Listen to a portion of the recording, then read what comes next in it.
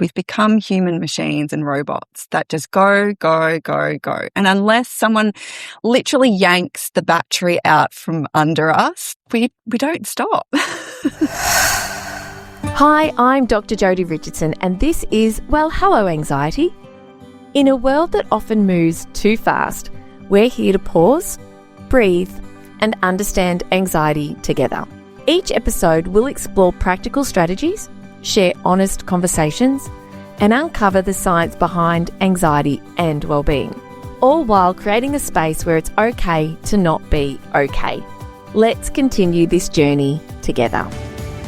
How many of us are secretly exhausted with no idea how to stop? My guest today has lived the cost of never stopping. After more than a decade in the corporate world, it was ultimately her body that said enough. Her experience with chronic fatigue and autoimmune disease eventually became the turning point that changed everything. Now a kinesiologist, a yoga and meditation teacher, Ilana Kosakiewicz helps women find the white space where real rest happens so they can return to their lives feeling lighter, calmer, and more themselves. Don't we all need that? It is an absolute joy to welcome you, Ilana, and I know you go by Ilana K. And thank you so much for joining me. I need you in my life. You are in my life. I'm very lucky. And so many of the women listening today are going to take so much from this conversation. So it is just a joy to have you. Thank you. Thank you so much for having me on the show. It is your calming voice, your grounded presence, even just today, if you are watching this on YouTube or if you are listening, if you're watching on YouTube, you'll see Ilana's beautiful space, but I'll describe it for you if you are audio only. She's wearing a beautiful light-coloured knit, a cosy knit. The room is light-coloured. She's got all of her beautiful essential oils and singing bowls and a beautiful, quiet, calming, grounding space. And I have had the joy of getting connected with Ilana through a community that we are both in. And every time Ilana shows up in that community, she just brings this calm and this sense of lightness. And what I didn't mention in the introduction, Ilana, is that you run beautiful retreats, in-person retreats, online retreats, opportunities for women just like me. Because I'm going to admit something here.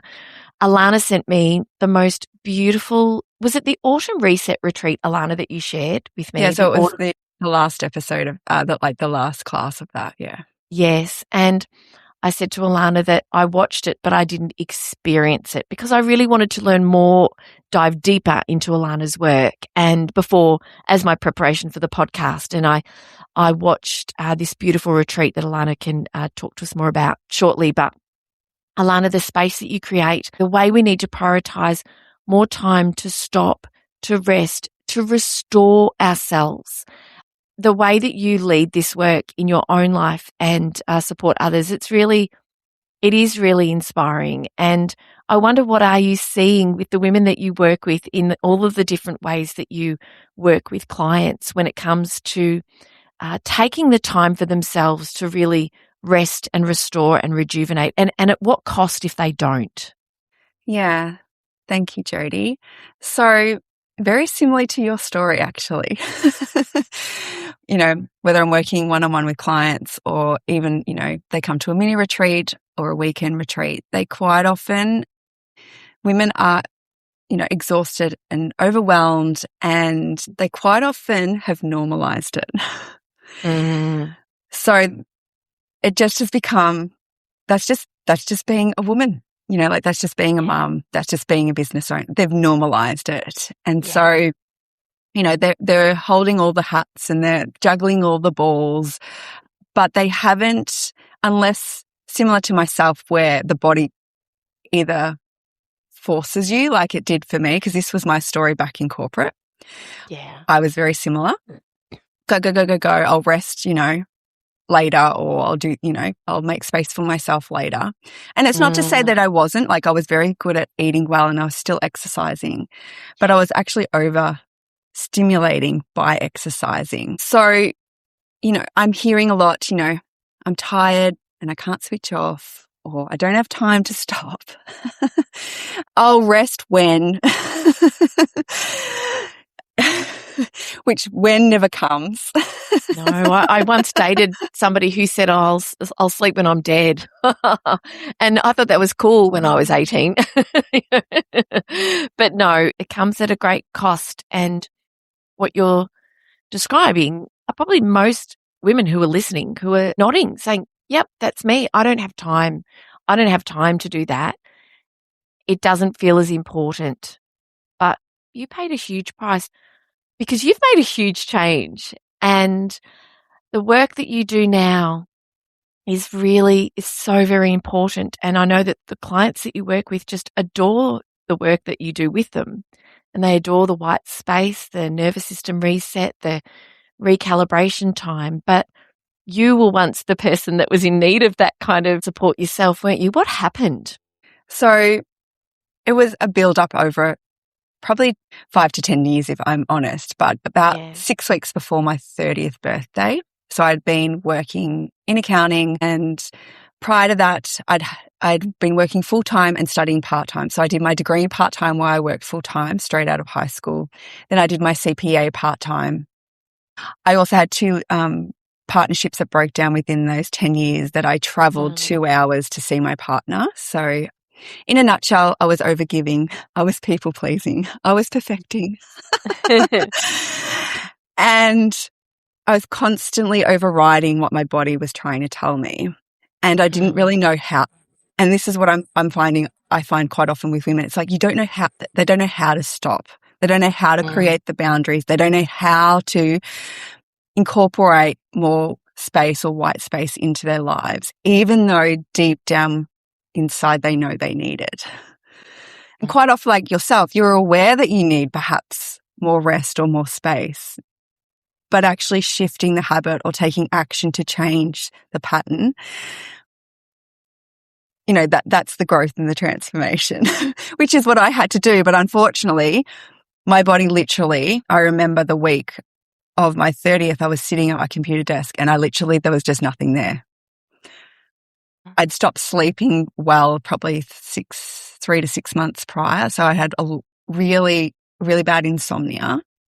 I hadn't had a proper cycle. My cycle's really irregular. Yes. And I literally couldn't function at work, and that's where it started. And so I had to learn how to stop, how to reset my nervous system, because all I was used to was sympathetic, go, go, go, go, go. There was no parasympathetic rest and digest. Yeah. And it was really uncomfortable when I started. I started with gym and exercise, and I was a heavy Latin dancer at the time. So I was doing a lot of dancing, which did fill my cup. But unfortunately, I had overcompensated again. Sometimes what happens is we push the nervous system too far, and that's what happened with me, is I thought, exercising and dancing and doing all these things that I loved, which, did fuel me, they ended up tipping the scales too far the other way because they were causing stress in the end. Even though I was still enjoying it, I mentally and emotionally was breaking down. I was constantly hurting my back and my neck, and I was constantly having other physical things going on, and I was overriding what the body was trying to tell me. So in a nutshell, that's pretty much my story. I had overridden what my emotions were telling me, what my body was telling me, because, I'm okay. I'm fine. I'm resilient. I'm strong. I'm a very capable, finance officer, who kept also taking on all the work of all the people who weren't capable. Yeah. So I just become a human doing machine. And it literally was, and I know now because quite often in hindsight, and it's happened with lots of women that I've worked with, they can see what they needed to see after the fact. But when you're in it, you quite often do not realize quite often what I hear from women is that, they have some inkling of awareness that they need to slow down, but they don't know how. And you don't want to get to a place where I was, where you were forced. And quite often a lot of women are forced because the physical body gets to, a certain place. And, sometimes it is chronic fatigue, but sometimes, something else physically will manifest because the body's been, maybe whispering a little bit more, then maybe shouting, then scream, and you're still not listening. Yes, and it's like, okay, enough's enough. We're putting the brakes on. and it's so interesting because when you think about when something happens and it's like the body, like with my anxiety story. So I had unrecognized, undiagnosed anxiety till my mid-20s. And Peter's dad died, and that was quite the trigger. I didn't grieve because Peter wasn't outwardly grieving. And I'm like, who am I to cry on his shoulder? It's his dad. I'd been with him for a while. We were close. I loved his dad. He was awesome. And it was a really difficult time. And then ultimately unchecked anxiety for 20 plus years, plus this big sort of set of life circumstances. And I ended up going downhill with major depressive disorder. Besides the fact that it was horrendous to go through, it was terribly inconvenient. And it's not that I understood what my body was telling me. I didn't recognize any signs that I needed help. So it's a slightly different kind of example. But what happens is when we do ignore, if we do recognize, first of all is awareness, isn't it? And once you've got that awareness, it's acting, knowing that you've got agency and choice about what you do and when you do it versus ignoring it and knowing that there will come a time when then that choice is taken away, which is essentially your experience. So let's talk about awareness. What sort of things do we need to be looking for? And I say we because I'm the black belt who took up karate at 40 and does CrossFit 3 times a week and knows she should be doing Yoga Nidra and getting back to her meditation. I am in this boat too because I love all the things that I do to look after me, but I know I need to do things differently. So what signs would we be looking for that, what are the whispers? What are they saying? Yeah. So, and obviously for every woman it can be slightly different, but in a general sense, it's perhaps fatigue that doesn't go away with a really good night's sleep. Or you waking fatigued every single day, which a lot of women would be nodding at, being like, oh, that's just, again, normalizing, that's just me. But, we should be getting to a place where, we are having a few really good nights sleep, at least a couple of times a week, where we're waking up feeling refreshed. Anxiety and mood or emotional dysregulation. Anxiety was also part of my story because I was also undiagnosed until that time. Sweaty armpits, that's just normal. I just thought that was, So I suppose emotions that perhaps, and again, sometimes you don't know until you know, like you and I. But, if your mood is sort of different to your norm, then I would say there's something going on there.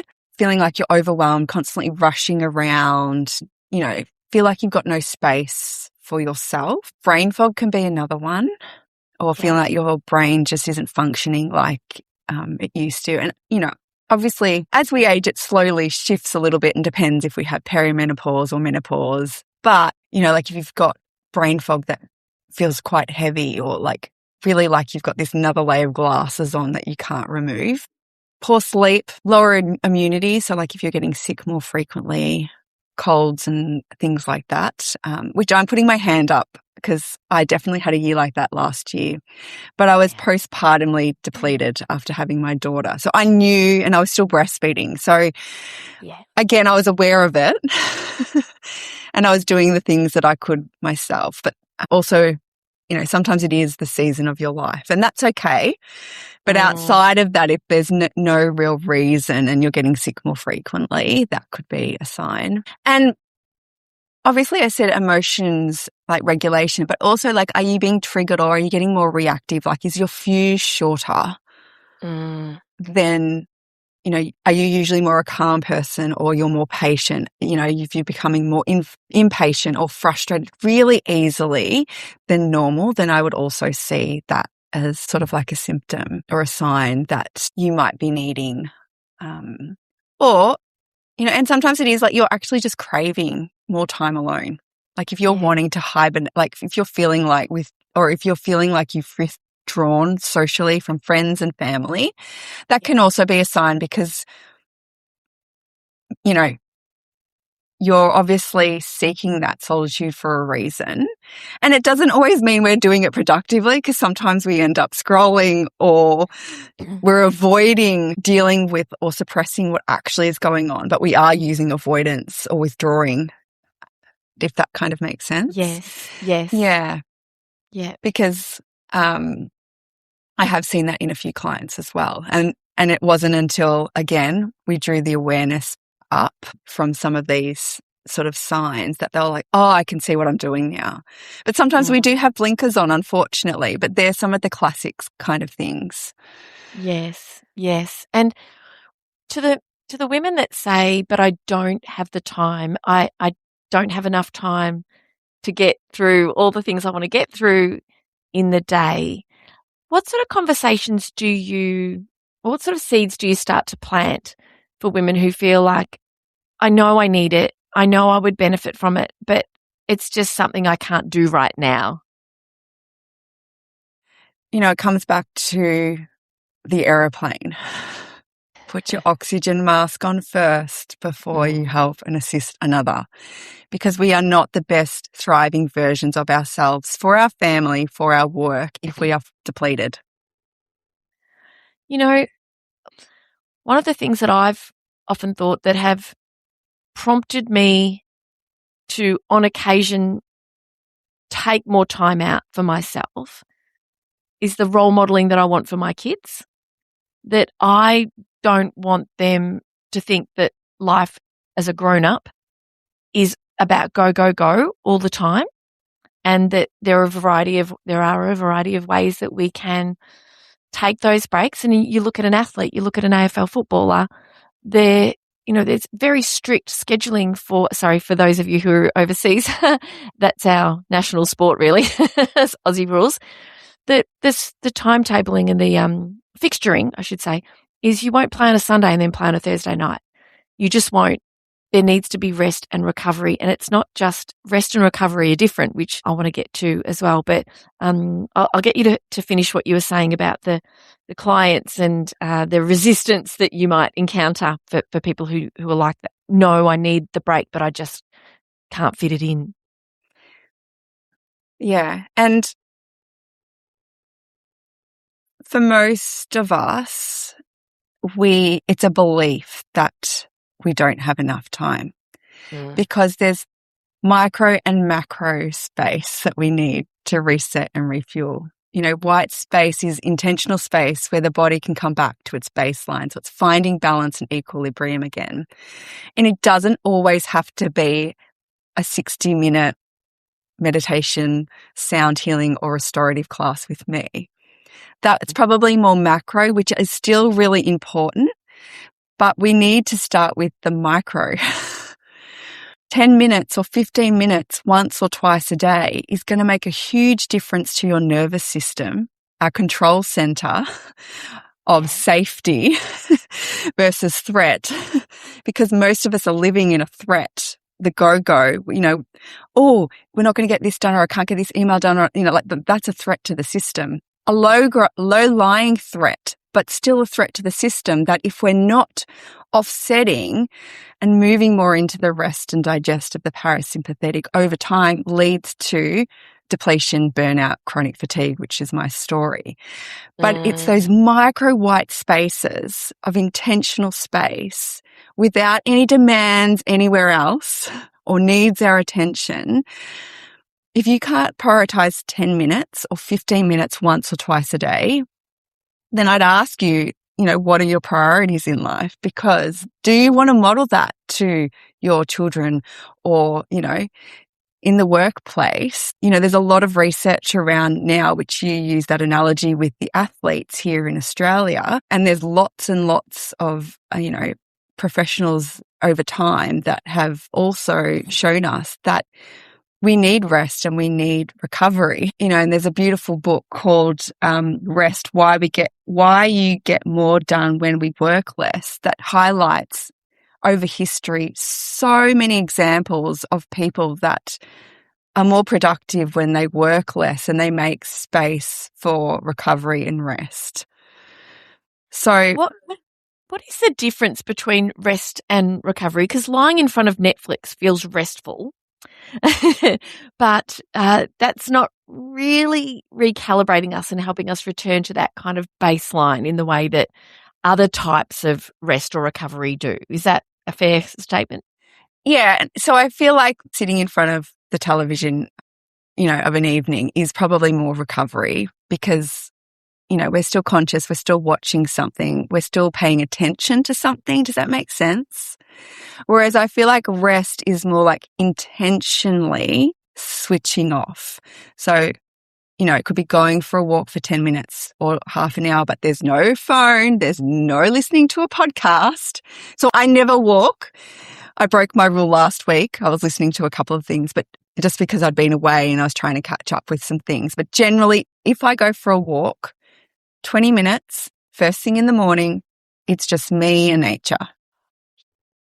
Similarly, like 10 minutes, having your lunch, not checking your emails, and if you can also do it inside, but if you do it outside, just sitting on your grass or just looking out, 10 minutes, that can be classed as white space because you're just letting the mind, you're witnessing thoughts or feelings or whatever. And yeah, sometimes it might still be the to-do list, but the more present you can be with eating your lunch, as an example, the more white space it becomes. So rest is more consciously, intentionally pausing. Recovery could be, a bath and a book, watching Netflix, maybe catching up with girlfriends. Sometimes you can do the rest part with those, if you're going to a restorative class where, again, you're not talking necessarily, but there's some classic examples. To me, tell me if I understand this, that almost rest we can almost think about as like just lowering the input Absolutely. down, lowering the input and just giving our brain a break, giving our brain and our body, our brain and our mind obviously are not one and the same, but yeah, giving ourselves a break and just reducing the input. Ilana, yesterday or a couple of days ago, do you know what it was actually? What it was I was looking for is actually really relevant to this. I was looking for a website I'd been on earlier in the day. I was actually looking up, are you familiar with the yoga, not a technique, but practice eye rest? Mm-hmm. I saw somebody on LinkedIn had shared something. She looked like she was cocooned. And I'm like, I need this in my life. Well, and eye rest I'm just interrupting you, but id rest is a type of Yoga Nidra. Is it? Oh, great. Okay, let's talk about that. So I'd found it and then I'd shut down some browsers and realized, oh, hang on, I want that again. And so I went back through my browsing history. I could not believe in the couple of hours since I'd been looking at that website and what I had to scroll through, realizing my browsing looks every single tab, every single time I've gone to check email or open something, check something, research, science, person, contact, whatever. It was quite shocking. And I thought, my brain has processed all of this in the last couple of hours. Look how I'm task switching. And I need that website more than ever. Because that is, when we think about radio, podcasts in the car, conversations on the phone, work, family, all of that, it's rare in our days, isn't it, for us to just be still and to be quiet and not to have that outside noise. And that's why I'm so passionate about creating more white space for women in their lives, because we are constantly on, as you've just described.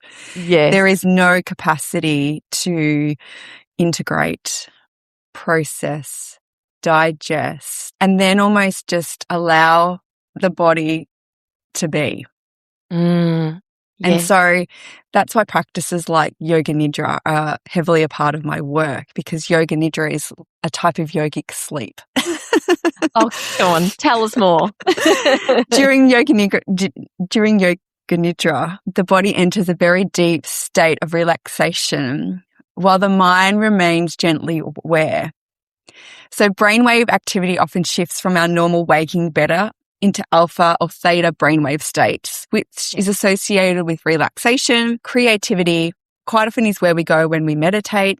It helps us access intuition and is a start of early stages of sleep when we go to bed at night time. So we get that quite often, depending on the length of the Yoga Nidra. The theta state we naturally move through just before we sleep at night. And we quite often when we do the Yoga Nidra, it's about 25 to 30 minutes. You relax so deeply that many people report feeling like they've had between 1 to 2 hour nap.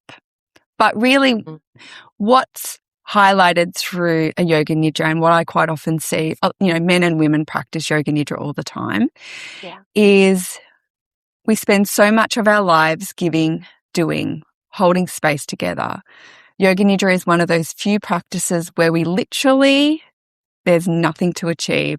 There's nothing to think about. There's nothing to do but cocoon for 30 minutes and receive. No fixing, no performing, no perfecting. We're lying down, allowing the body and the nervous system to restore itself. And for so many of the women that I work with, this practice alone, including myself, especially from postpartum depletion when I had my daughter didn't really sleep until age 3, I did one of these every single afternoon. I would work in the morning nap, and in the afternoon I would do a Yoga Nidra meditation, and it was the only thing.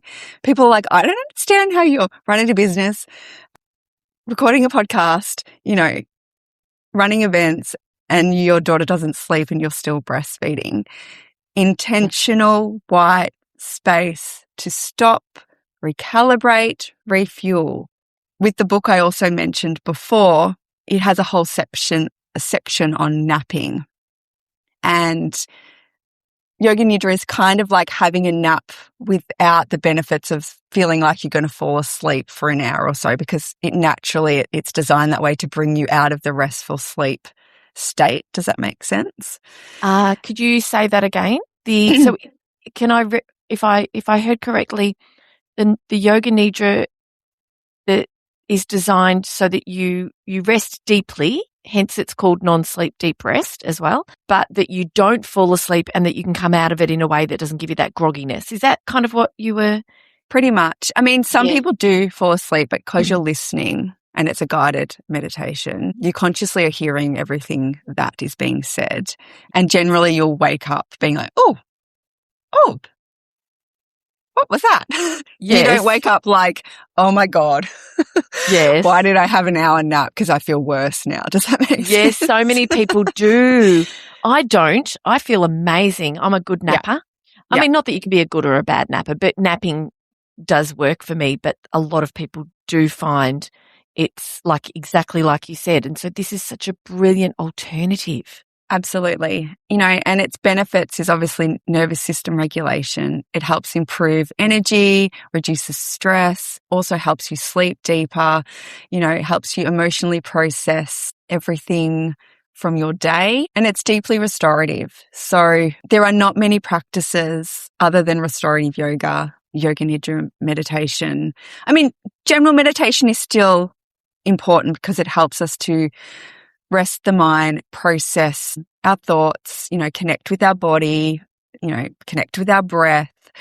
But if we're looking for more that rest and restorative aspect, a Yoga Nidra meditation definitely overpowers any type of meditation.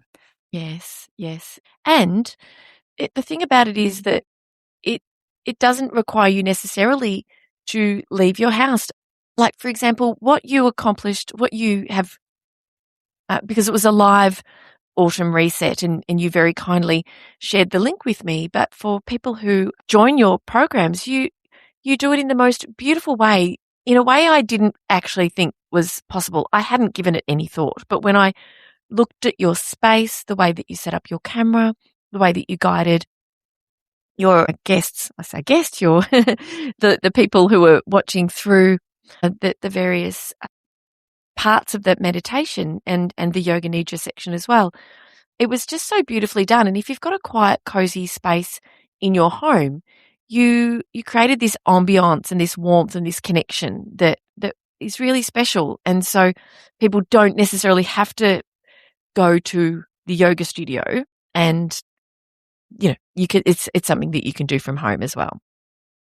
Well, I find, circling back to some of the things you're talking about around, why women don't make enough space to rest or to stop is, we come up quite often with excuses. So I try and alleviate the blocks. Yes. Which is why we have like a WhatsApp group as an example, like accountability, because as women, we do still have the lists and the responsibilities, and it's not that they're all still important things in our lives. We need those things too. But it's interesting what happens when you carve out the half an hour, for a guided meditation or for the walk, or to quietly eat your lunch. And taste it.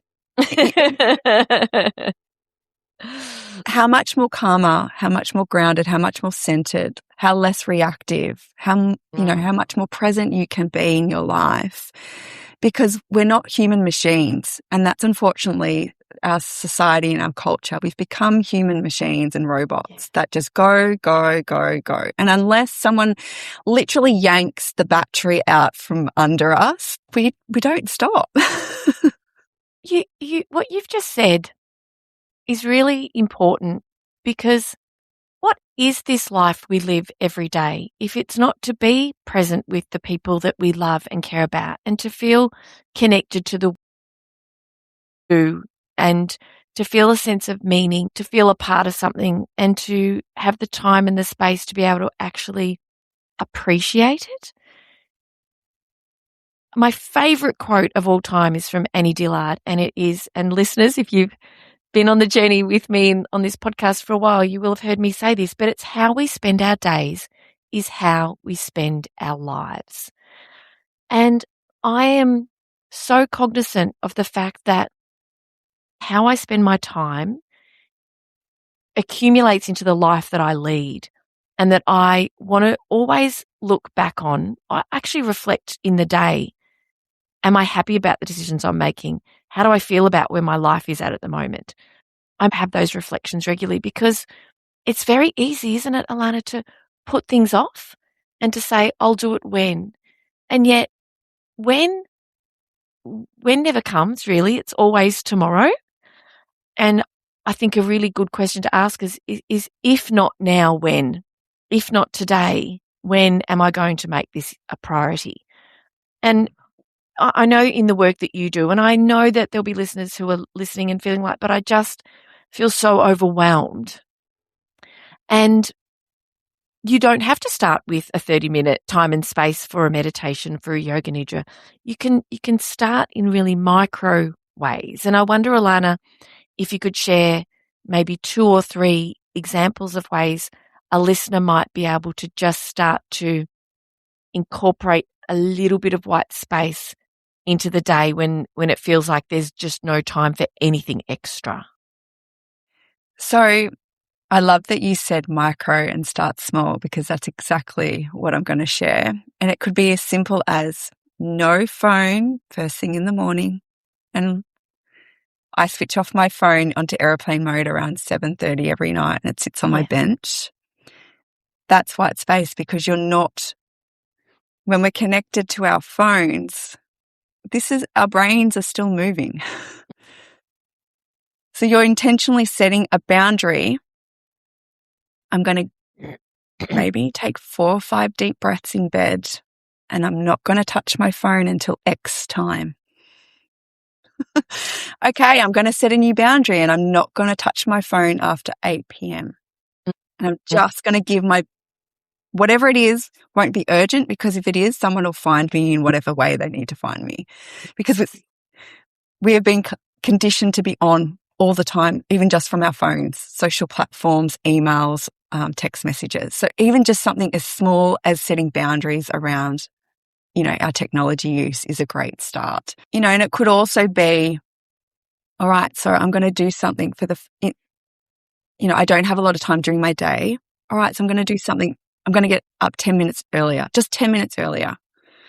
Or I'm going to just, do something for 10 minutes. And it could be just picking an oracle card or having a cup of tea before your kids get up in the morning. And I'm just going to take 10 minutes to appreciate the morning, or set an intention, put my hand on the heart and be like, right, how am I feeling today? Because how many of us do that?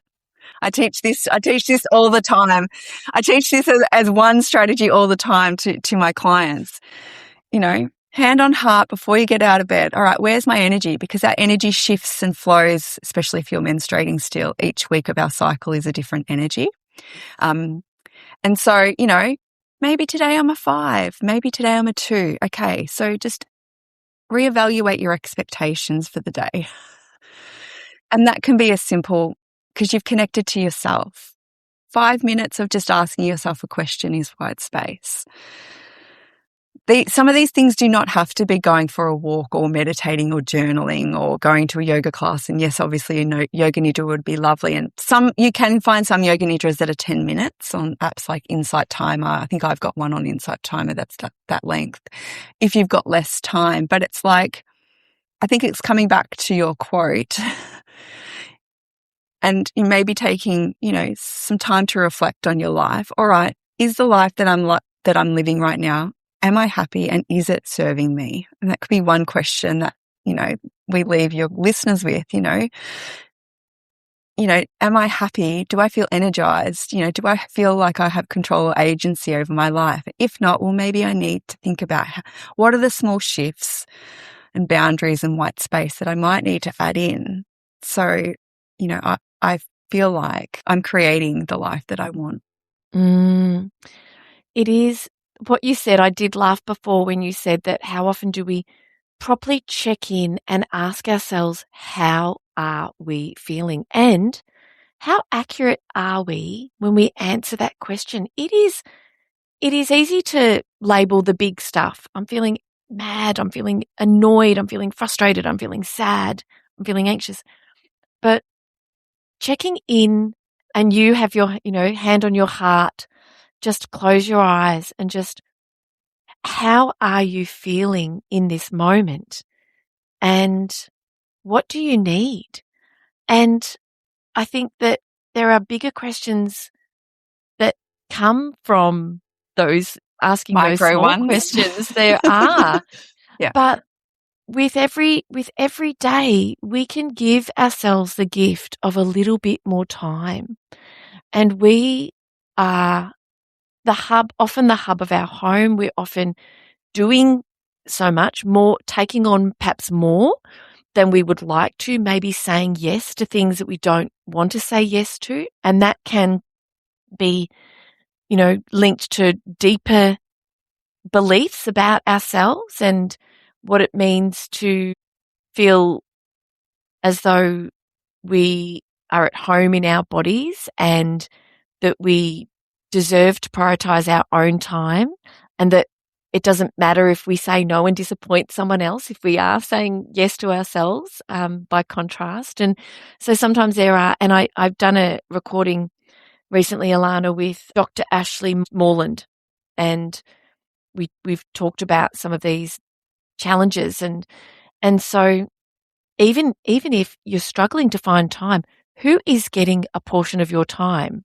that maybe you could take back? Maybe if you are on the committee for the school council, maybe this is your last year on the school committee. Maybe, if you're the one that's the team manager for the football team, maybe next year somebody else can assist you with that. Maybe there are some things that you might need to take off the plate. I don't know, Ilana, how do you find the women that you work with go about kind of being able to say no? Because we don't have much time left, and I'm probably opening the door to the next podcast recording we can do together. And I think it just comes back to the awareness piece. Does that make sense? That we talked about earlier. Most of the women that come, not all of them, but a lot of them, they have no awareness of the defaults that are running the show. So we need even the hand on the heart, how am I feeling, or what do I need today, is one step closer to the awareness of what is draining my energy, or where is my energy going, or where that's taking my time, so I'm not prioritizing what I need for myself. So I think it's, drawing in that awareness piece. Maybe you take a piece of paper one day and being like, right, what is taking my energy, or what are all the things? Because quite often, again, we have no idea that, we're on all the committees or all the pickups and the drop-offs, and, you're running around doing all the things and you haven't taken space to be like, right, is this serving me? And how can I just take some of that time and energy back for myself? Because it is possible. I am definitely putting my hand up. I am one of these humans that has had to advocate and hold very closely my energy and my time.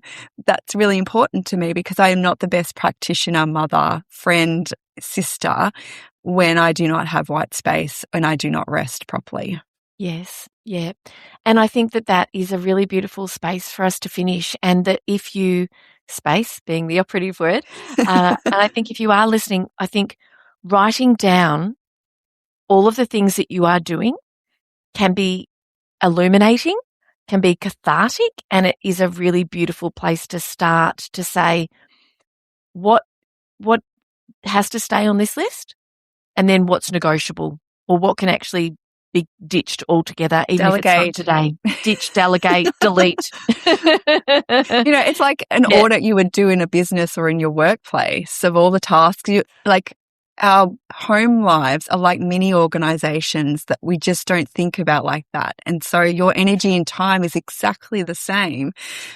And quite often when women work with me, and especially when we have weekend retreats, we do some of that because they're like, wow, I didn't realize. Yes. Yes. I'm exhausted just looking at the list. Yes. Absolutely. And I think too, with the mental load, which are all the things we're thinking about, the doctor's appointments, have we got the script for this? Have we got the birthday party organised, or the card, or who needs what, when, how, which and why? And that is something that when you start to write down a lot of those tasks, the thinking behind the task as well, sometimes it can be, a way for you to see how can you, like you said, how can you delegate it?